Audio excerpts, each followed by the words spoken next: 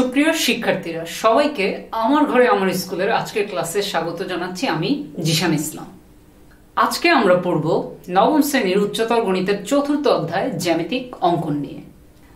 তো এই অধ্যায়ের আগের ক্লাসে আমরা কি করেছিলাম? আগের ক্লাসে আমরা অনুশীলনী 4 থেকে ত্রিভুজ সংক্রান্ত দুটি সমস্যা শিখেছিলাম, আর আজকের ক্লাসে আমরা অনুশীলনী 4 থেকে বৃত্ত সংক্রান্ত আরো দুটি সমস্যা শিখব। তাহলে আজকের ক্লাসে আমরা কি কি শিখতে পারবো? আজকের ক্লাসে আমরা অনুশীলনী 4 থেকে শিখব সমস্যা 13 এবং সমস্যা 16। তো এই দুটো সমস্যা আজকে আমরা শিখব। তো আজকের ক্লাসে আমরা প্রথম যে সমস্যাটি শিখব সেটি হচ্ছে সমস্যা 13। এটি আমাদেরকে কি বলছে? এটি আমাদেরকে বলছে যে এমন একটি বৃত্ত অঙ্কন করো যা একটি নির্দিষ্ট বৃত্তকে কোনো নির্দিষ্ট বিন্দুতে এবং অপর একটি বৃত্তকে যে কোনো বিন্দুতে স্পর্শ করে, এমন একটি বৃত্ত আমাদেরকে অঙ্কন করতে হবে। মনে করলাম এম কেন্দ্র বিশিষ্ট একটি নির্দিষ্ট বৃত্তের পি একটি নির্দিষ্ট বিন্দু, আর এ পাশে যে আরেকটি বৃত্ত আমরা দেখতে পাচ্ছি এটি মনে করলাম এন কেন্দ্র বিশিষ্ট অপর একটি বৃত্ত। তো আমাদেরকে সমস্যা 13তে এমন একটি বৃত্ত আঁকতে হবে যা এই নির্দিষ্ট বৃত্তটিকে এম কেন্দ্র বিশিষ্ট, মনে করলাম এই এম কেন্দ্র বিশিষ্ট বৃত্তটিকে নির্দিষ্ট বিন্দু পিতে স্পর্শ করতে হবে এবং অপর যে বৃত্ত যেটি হচ্ছে এন কেন্দ্র বিশিষ্ট অপর যে বৃত্তটি সেটিকেও যে কোনো বিন্দুতে স্পর্শ করতে হবে। তো আমরা যে বৃত্তটিকে আঁকার চেষ্টা করব সেটা এই বৃত্তটিকে এই বিন্দুতে স্পর্শ করবে এবং এই বৃত্তটিকে যে কোনো বিন্দুতে স্পর্শ করবে। তো এটা আঁকার জন্য প্রথমেই আমরা যেটা করব, আমরা এই বৃত্তের কেন্দ্র এম আর এই নির্দিষ্ট বিন্দু পি এ দুটোকে যোগ করব। তো বৃত্তের কেন্দ্র এম আর নির্দিষ্ট বিন্দু পি যোগ করে দিলাম। এরপর আমাদের কাজ হবে এই যে এমপি রেখাংশের পি বিন্দুতে, এই নির্দিষ্ট বিন্দু পিতে আমাদের কাজ হবে একটি লম্ব অঙ্কন করা। তো এখানে লম্ব আঁকার জন্য এক হচ্ছে আমরা চাঁদা ব্যবহার করতে পারি। চাঁদা ব্যবহার করে এখানে যদি আমরা একটি 90 ডিগ্রি বরাবর এখানে যদি একটি বিন্দু আঁকি, তারপর এই বিন্দুর সাথে নির্দিষ্ট বিন্দু পি এটি যোগ করে দিলেই কিন্তু আমরা এমপি রেখার পি বিন্দুতে বা এমপি রেখাংশের পি বিন্দুতে আমরা কি পেয়ে যাচ্ছি? লম্ব পেয়ে যাচ্ছি। অথবা আমরা যেটা সাধারণত করে থাকি সেটা হচ্ছে কম্পাস ব্যবহার করে। তো কম্পাস ব্যবহার করেও যদি লম্ব আঁকি আমরা দেখব এই বিন্দুটা হয়েই কিন্তু যাচ্ছে। কম্পাস ব্যবহার করে যদি আমরা লম্ব আঁকতে চাই তাহলে আমরা কি করব?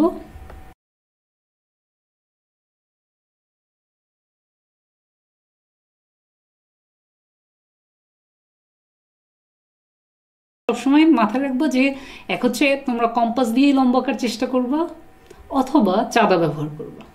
তো এরপর আমরা যদি এই পি বিন্দুর সাথে এই ছেদবিন্দুটি যোগ করে দেই, এই যে লম্বটি আঁকলাম এটার যেহেতু এই বিন্দুটা পি আর এই পাশে যদি আমি কিউ বলে এটাকে আমি বলতে পারি, এই রেখাটাকে বলতে পারি পি কিউ রেখা। তাহলে আমরা কি করলাম? এম কেন্দ্র বিশিষ্ট বৃত্তের নির্দিষ্ট বিন্দু পিতে আমরা একটি লম্ব টানলাম যেটা হচ্ছে কিনা পি কিউ।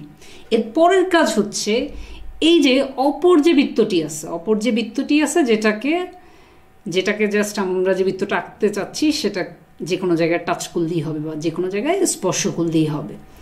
তো এই ক্ষেত্রে আমাদের যে কাজটা হবে এই যে এন কেন্দ্র বিশিষ্ট এই যে বৃত্তটি এটি থেকে আমাদের কাজ হবে এই যে পিকিউ লম্বরেখা, এই যে এমপি এর উপর পিকিউ যে লম্বরেখা সে লম্বরেখার উপর আমার এই বিন্দু এন বিন্দু থেকে কি করতে হবে? আরেকটি লম্ব টানতে হবে। তো সেই লম্ব টানার জন্য কি করতে হয়? কম্পাস ব্যবহার করে যে কোনো মানের আমরা একটা বৃত্তচাপ আঁকব। তারপর এই বৃত্তচাপটি আমরা দেখতে পাচ্ছি এই রেখাটিকে দুটো বিন্দুতে ছেদ করছে। এই যে দুটো বিন্দুতে ছেদ করছে এই দুটো বিন্দুতে গিয়ে আবার আমরা কি করব? আবার আরেকটি বৃত্তচাপ নিব। এই একই মানেরও নিতে পারি অথবা আমরা নতুন মানের বৃত্তচাপ নিতে পারি। তবে মাথায় রাখতে হবে যে দুই বিন্দুতে কিন্তু একই মানের বৃত্তচাপ নিতে হবে। এমন না যে এই বিন্দুতে একই মানের নিলে, মানে এমন না যে এই বিন্দুতে এক মানের নিলে আর এই বিন্দুতে অন্য মানের, তাহলে কিন্তু হবে না। তো এই ক্ষেত্রে যদি আমি বৃত্তচাপ নেই, যেমন আমি চাইলে চেঞ্জ করতে পারি, এদিক থেকে বৃত্তচাপ নিলাম এবং একই মাপের বৃত্তচাপ দিয়ে আমি এ পাশের এই বিন্দু থেকেও কি করবো? আরেকটি বৃত্তচাপ নিব, একই মানের বৃত্তচাপ। এরপর আমরা কি করব? এরপর যদি আমরা এই যে আমাদের কেন্দ্র এন, এই যে বৃত্তটি এটির যে কেন্দ্র এন, সেই কেন্দ্র এন এর সাথে যদি এই যে জায়গায় ছেদবিন্দু মানে দুটো চাপ যে বিন্দুতে ছেদ করতেছে এটা যদি যোগ করে দিই তাহলেই কিন্তু আমরা এন কেন্দ্র বিশিষ্ট বৃত্ত থেকে এই রেখা পিকিউ রেখার উপর আমাদের যে লম্ব সেই লম্ব পেয়ে যাব। তো এবার জাস্ট আমার কাজ হচ্ছে এই বিন্দুর সাথে এই যে ছেদবিন্দু এটা স্কেল দিয়ে যোগ করে দেওয়া। তো আমরা স্কেল দিয়ে এই ছেদবিন্দুর সাথে আমাদের যে এন মানে এই বৃত্তের যে কেন্দ্র এন সেটি যোগ করে দেব। এক কাজ করি, এটাকে আমরা একটু পিছনেও বাড়িয়ে নিই। পিছনে বাড়িয়ে নিলে আমরা দেখতে পাচ্ছি এটি আমার যে এই বৃত্তটিকে একটি বিন্দুতে ছেদ করছে। তাহলে আমরা এক কাজ করি, আমরা এই পাশের এই বিন্দুটির নাম দিই আর, আর এই পাশের এই বিন্দুটিকে নাম দিই আমরা এস। যদি পিকিউ রেখার উপর লম্ব টানি সেক্ষেত্রে আমরা দেখতে পাচ্ছি এই বৃত্তটিকে দুটো বিন্দুতে ছেদ করছে। সেই লম্বটিকে যদি ইভেন একটু পিছনের দিকে বাড়ানো হয়, তো এই পাশের বিন্দুটিকে আমি বললাম আর, আর এই পাশের বিন্দুটিকে আমি বললাম এস। এরপর আমরা কি করব, আমরা এই পি এর সাথে আমাদের যে নির্দিষ্ট বৃত্তের নির্দিষ্ট বিন্দু পি, সেই পি এর সাথে এই পাশের এই যে আর বিন্দুটি, এই দুটো বিন্দু যোগ করে দিব। পি আর বিন্দু আমরা স্কেল দিয়ে যোগ করে দিব। তো পি আর বিন্দু যদি স্কেল দিয়ে যোগ করি আমরা দেখতে পাচ্ছি এই রেখাটি, এই রেখাংশটি এটি এন কেন্দ্র বিশিষ্ট বৃত্তকে আরও একটি বিন্দুতে ছেদ করছে। তাহলে এই বিন্দুটির নাম দিলাম আমরা টি। আমরা এন এর সাথে এন বিন্দুর সাথে টি বিন্দু যোগ করে বর্ধিত করব। তাহলে এন বিন্দুর সাথে যদি টি বিন্দু যোগ করে বর্ধিত করি এবং একই সাথে আমরা যদি আমাদের এমপি এই রেখাটিকেও বর্ধিত করি, এটাকেও যদি বর্ধিত করি, তাহলে আমরা দেখতে পাচ্ছি এই দুটি রেখা একটি বিন্দুতে পরস্পর মিলিত হচ্ছে। তাহলে এই বিন্দুটির নাম দিলাম ও। এরপর আমাদের কাজ প্রায় শেষ। এরপর এই ওকে কেন্দ্র করে ওপি এর সমান ব্যাসার্ধ নিয়ে যদি আমরা একটি বৃত্ত আঁকার চেষ্টা করি, দেখা যাক সেটি আমাদের এন কেন্দ্র বিশিষ্ট বৃত্তকেও স্পর্শ করে কিনা। হ্যাঁ, এই কিন্তু আমাদের বৃত্ত আঁকা হয়ে গেল। তাহলে এটাকে যদি আমি এই পাশে একটা বিন্দু দিই, এই বিন্দুটা দিলাম মনে করো এ, তাহলে এই এটিপি কিন্তু আমাদের নির্দিষ্ট বৃত্ত। কারণ একই সাথে দেখতে পাচ্ছি এটি যেমন আমাদের এম কেন্দ্রবিশিষ্ট নির্দিষ্ট বৃত্তকে নির্দিষ্ট বিন্দু পিতে স্পর্শ করছে এবং একই সাথে আমাদের এন কেন্দ্রবিশিষ্ট অপর যে বৃত্ত সেটিকেও কিন্তু স্পর্শ করছে। তাহলে এটি যেহেতু আমাদের সবগুলো কন্ডিশন ফুলফিল করছে, তো আমি বলতে পারি এই যে এ টিপি এই বৃত্তটি হচ্ছে, বা নীল রঙের যে বৃত্তটি তোমরা দেখতে পাচ্ছ, এই বৃত্তটি হচ্ছে আমাদের উদ্দিষ্ট বৃত্ত। তো এটা আর প্রমাণ করারও কিছু নাই, কারণ দেখতেই পাচ্ছ যে এটি এই নির্দিষ্ট বিন্দুতে যেমন স্পর্শ করছে এই বৃত্তটিকে এবং অপর বৃত্তটিকেও স্পর্শ করছে। তাহলে আমরা বলতে পারি যে এটিপি হচ্ছে উদ্দিষ্ট বৃত্ত। তো আমরা শিখে ফেললাম সমস্যা 13তে বৃত্তটি কিভাবে আঁকতে হবে। এরপর আমরা চলে যাব সমস্যা 16তে। সমস্যা 16 আমাদেরকে বলছে ও কেন্দ্র বিশিষ্ট কোনো বৃত্তের এবি জ্যায়ের উপর পি হচ্ছে যে কোনো বিন্দু। পি বিন্দু দিয়ে অপর একটি জ্যা সিডি অঙ্কন করতে হবে যেন CP square equals to AP into PB হয়। তো আমরা চলে যাই কিভাবে এই ক্ষেত্রে এই যে সিডি জ্যাটি এটি আমরা আঁকতে পারবো সেই আলোচনায়। প্রথমে আমরা আঁকবো এবং তারপরে যথার্থতা আমরা প্রমাণ করে দেখব। তো এটা মনে করলাম আমাদের ও কেন্দ্র বিশিষ্ট বৃত্ত। তো ও কেন্দ্র বিশিষ্ট এই বৃত্তের এবি জ্যা, তোমরা নিশ্চয়ই সবাই জানো যে জ্যা মানে কি, মানে এই বৃত্তের উপরস্থ বা বৃত্তের পরিধির উপর যে কোনো দুটি বিন্দু যদি যোগ করো, যে কোনো দুটি বিন্দু, এবং সেটি যদি কেন্দ্র হয়ে না যায় তাহলেই সেটি কি হবে, বৃত্তের একটি জ্যা হবে। আর যদি কেন্দ্র হয়ে যায় তাহলে তো আবার সেটা কি হয়ে যাচ্ছে, একটা বিশেষ রকমের জ্যা হয়ে যাচ্ছে, যেটাকে আমরা বলবো ব্যাস। এবং তোমরা নিশ্চয়ই সবাই জানো যে বৃত্তের সবচেয়ে বৃহত্তম জ্যাই হচ্ছে বৃত্তের ব্যাস। তাহলে আমরা নর্মালি জ্যা বলতে যেটা বুঝি সেটা হচ্ছে বৃত্তের পরিধির উপর যে কোনো দুটি বিন্দু যদি যোগ করি তাহলেই আমরা জ্যা পাই। তাহলে এই ক্ষেত্রে এবি অবশ্যই ও কেন্দ্র বিশিষ্ট বৃত্তের একটি জ্যা, কারণ যেহেতু বৃত্তের পরিধির উপর দুটো বিন্দু এ আর বি যোগ করে আমরা এবি জ্যাটি পাচ্ছি। তবে ও কেন্দ্র বিশিষ্ট এই যে বৃত্তটির এটির এবি জ্যায়ের উপর পি হচ্ছে যে কোনো একটা বিন্দু, মানে পি বিন্দু দিয়ে অপর একটি জ্যা সিডি আঁকতে হবে। একটা কন্ডিশন আছে, কন্ডিশনটা হচ্ছে CP square equals to AP into PB. তো প্রথমে আমরা হচ্ছে এটার ক্ষেত্রে সিডি জ্যাটা আঁকার চেষ্টা করব এবং পরে প্রমাণ করব যে আসলে এই কন্ডিশনটা মানতেছে কিনা। তো তো এই সিডি জ্যা আঁকার জন্য আমরা কি করব, প্রথমেই আমরা ও আর পি এই দুটো বিন্দু যোগ করে দিব।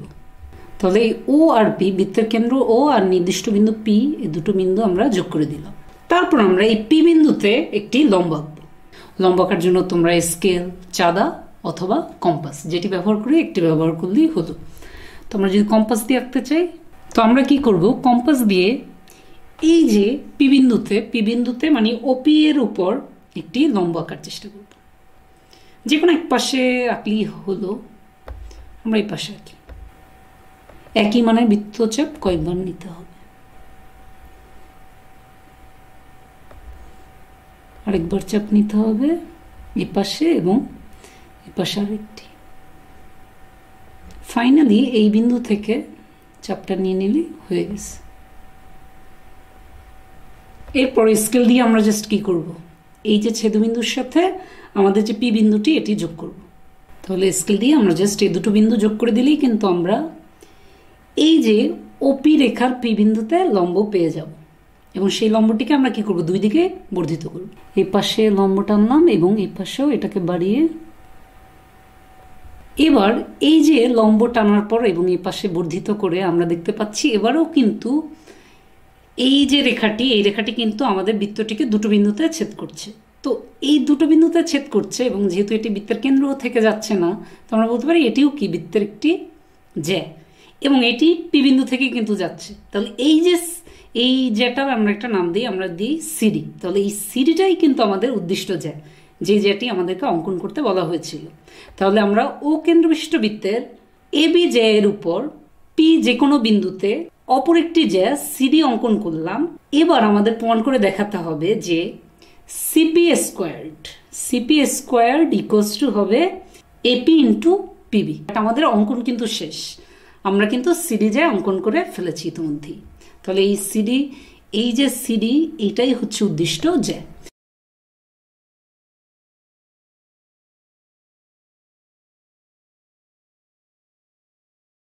তো আমরা সমস্যা 16 জ্যাটি সিডি জ্যাটিও এঁকে ফেললাম। তো আশা করছি তোমরা দুটো সমস্যা 13 এবং সমস্যা 16 দুটোই বুঝতে পেরেছো। তো আজকের ক্লাসে আমরা কি শিখলাম? আজকের ক্লাসে আমরা অনুশীলনী 4 এর বৃত্ত সংক্রান্ত দুটি সমস্যা শিখলাম, সমস্যা 13 এবং সমস্যা 16। সমস্যা 13তে আমরা শিখলাম যে কিভাবে এমন একটি বৃত্ত অঙ্কন করা যায় যেটি একটি নির্দিষ্ট বৃত্তকে কোনো নির্দিষ্ট বিন্দুতে এবং অপর একটি বৃত্তকে যে কোনো বিন্দুতে স্পর্শ করে। তারপর সমস্যা 16তে আমরা শিখলাম যে ও কেন্দ্রস্থ কোনো বৃত্তের এ বি জ্যা এর উপর যদি কোনো একটা বিন্দু দেওয়া থাকে, নির্দিষ্ট বিন্দু পি, তাহলে ওই পি বিন্দু দিয়ে আরেকটি জ্যা সিডি কিভাবে আঁকা যায় যাতে CP squared equals to AP into PB হয়। তো আমি আশা করছি আজকের ক্লাসের দুটো সমস্যাই তোমরা বুঝতে পেরেছো। আর এই মুহূর্তে থাকছে তোমাদের জন্য বাড়ির কাজ হিসেবে থাকছে কিছু সৃজনশীল প্রশ্ন। বাড়ির কাজের প্রথম যে সৃজনশীল প্রশ্নটি সেটি আমরা দেখি। প্রথম সৃজনশীলটির উদ্দীপক আমাদেরকে বলছে যে একটি সমকোণী ত্রিভুজের অতিভুজ এ হচ্ছে 5 সেন্টিমিটার এবং অতিভুজ ছাড়া যে অপর যে দুইটি বাহু আছে সেই অপর বাহুদ্বয়ের অন্তর হচ্ছে 1 সেন্টিমিটার। এটা হচ্ছে উদ্দীপকে দেওয়া আছে। প্রথম যে প্রশ্নটি সেটি হচ্ছে ক নাম্বার, সেটি আমাদেরকে বলছে যে ত্রিভুজটির অপর বাহুদ্বয়ের দৈর্ঘ্য কত।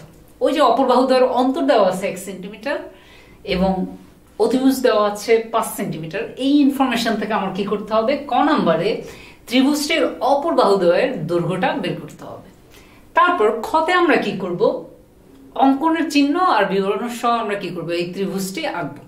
এই যে উদ্দীপকের যে ত্রিভুজটির কথা বলা হচ্ছে সেই ত্রিভুজটি আমাদেরকে আঁকতে হবে। আর ফাইনালি গ নাম্বার প্রশ্ন আমাদেরকে বলছে অতিভুজের সমান ব্যাস বিশিষ্ট।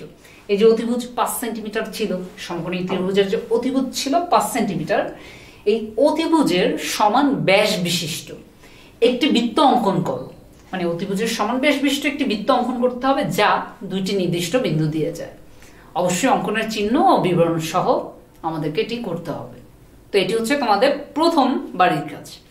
আর দ্বিতীয় বাড়ির কাজটি হচ্ছে আরেকটি সৃজনশীল প্রশ্ন এবং এটির উদ্দীপক আমাদেরকে বলছে সমদ্বিবাহু ত্রিভুজের ভূমি হচ্ছে 5 সেন্টিমিটার এবং সমান সমান বাহুর দৈর্ঘ্য 6 সেন্টিমিটার। একটা সমদ্বিবাহু ত্রিভুজ মানে কি, একটা বাহু হচ্ছে ভূমি আর যে দুটো বাহু আর যে দুটো বাহু হচ্ছে সমান, যেহেতু সমদ্বিবাহু ত্রিভুজ, সেই যে সমান বাহু, সেই সমান বাহুর দৈর্ঘ্য হচ্ছে 6 সেন্টিমিটার।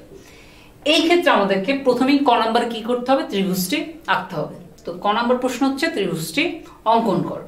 খতে তোমাদেরকে যেটি করতে হবে সেটি হচ্ছে ত্রিভুজের পরিবৃত্ত, এই যে ত্রিভুজটি, এই যে সমদ্বিবাহু ত্রিভুজটি, এই সমদ্বিবাহু ত্রিভুজটির পরিবৃত্ত অঙ্কন করে সেই পরিবৃত্তের ব্যাসার্ধ কত হবে সেই মানটা নির্ণয় করতে হবে।